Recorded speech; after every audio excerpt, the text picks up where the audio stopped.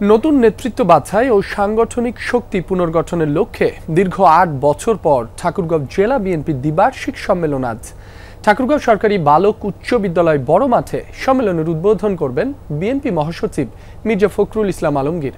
সম্মেলনে ভার্চুয়ালি প্রধান অতিথি হিসেবে বক্তব্য রাখবেন দলের ভারপ্রাপ্ত চেয়ারম্যান তারেক রহমান।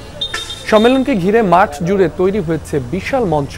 এর পাশাপাশি শহরের প্রধান সড়ক, মোড় ও গুরুত্বপূর্ণ স্থানে টানানো হয়েছে অসংখ্য রং বেরঙের ব্যানার, ফেস্টুন ও পোস্টার। নেতাকর্মীদের মধ্যে বিরাজ করছে ব্যাপক উৎসাহ উদ্দীপনা। স্থানীয় পর্যায়ের অনেকেই মনে করছেন এই আয়োজন শুধু নেতৃত্ব বাছাইয়ের মধ্যে সীমাবদ্ধ থাকবে না, বরং এটি ভবিষ্যৎ আন্দোলন সংগ্রামের নতুন গতি সঞ্চারিত করবে।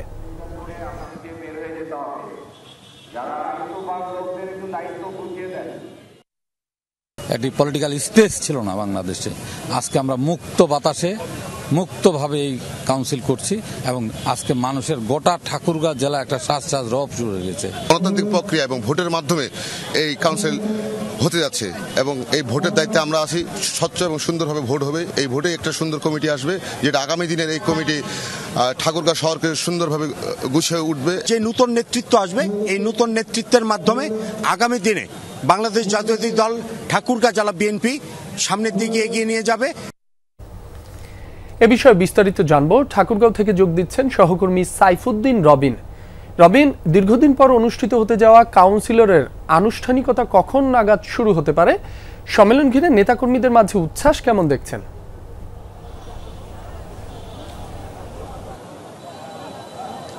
রাবি, আশা করা যাচ্ছে প্রায় আধা ঘন্টা পর আনুষ্ঠানিকভাবে শুরু হতে যাচ্ছে ঠাকুরগাঁও জেলা বিএনপির এই দ্বিবার্ষিক কাউন্সিল।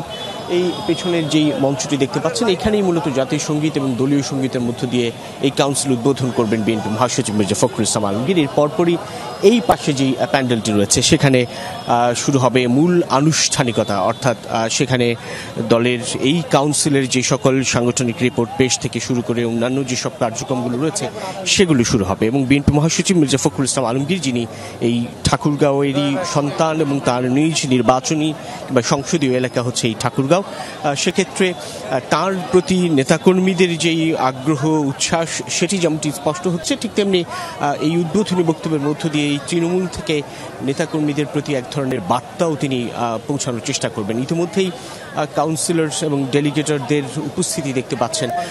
ঠাকুরগাঁও আজকে আবহাওয়াটা যদি বলতে চাই, ঠাকুরগাঁওয়ের একদিকে ভ্যাপসা গরম, কিন্তু অন্যদিকে শরৎ দিন হলেও কিন্তু সকাল থেকে একটা কুয়াশাচ্ছন্ন সকাল আসলে দেখছি এই ঠাকুরগাঁওবাসী। কিন্তু এর মধ্যেই ঠাকুরগাঁও জেলা সদরের এই বড় মাঠে অনুষ্ঠিত এই কাউন্সিলকে ঘিরে জেলার বিভিন্ন অঞ্চল থেকে আসলে নেতাকর্মীদের উপস্থিতি ঘটছে। 5টি উপজেলা, 3টি পৌরসভার প্রায় 800 কাউন্সিলররা এখানে যোগ দেবেন। এর বাইরে আমন্ত্রিত অতিথি থেকে শুরু করে ডেলিগেট যেমন রয়েছে, আশপাশের জেলা থেকে বিএনপির নেতৃবৃন্দ অতিথিরাও কিন্তু যুক্ত হবেন এই কাউন্সিলে।